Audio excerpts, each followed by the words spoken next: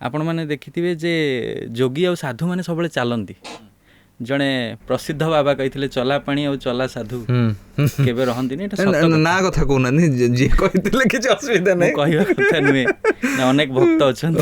ହଁ ଠିକ ଅଛି, ଭଲ କଥାଟେ ବି କହିଥିଲେ, କିଛି ଖରାପ କାମ ଭିତରେ ଗୋଟେ ଭଲ ଭଲ କଥା ହିଁ ବାହାରିଯାଏ। ଯୋଗୀ ଏବଂ ସାଧୁମାନଙ୍କର ନିୟମ ହେଲା ସେମାନେ ଚାଲିବେ, ଆଗକୁ ଯିବେ। ଶ୍ରୀଲ ପ୍ରଭୁପାଦଙ୍କ କଥା ଦେଖନ୍ତୁ, ହାତରେ ଗୋଟେ ଗୀତା ବହି ଧରିକି ପୁରା ଇଣ୍ଡିଆ ବୁଲିଲେ, ଇଣ୍ଡିଆରୁ ବାହାରକୁ ଗଲେ।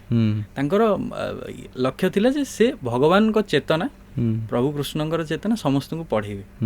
ତ ସେ ଆମେରିକା ଗଲେ, ଲଣ୍ଡନ ଗଲେ, ସମସ୍ତଙ୍କୁ ପଢ଼େଇଲେ, ଯୋଉଠି ପାଇଁକି ଆଜି ଲୋକମାନେ ପ୍ରଭୁ କୃଷ୍ଣଙ୍କୁ ଜାଣୁଛନ୍ତି କି ଲୋକମାନଙ୍କ ଭିତରେ ସେଇ ଭଗବତ ଚେତନାଟା ଜାଗ୍ରତ ହେଇଛି।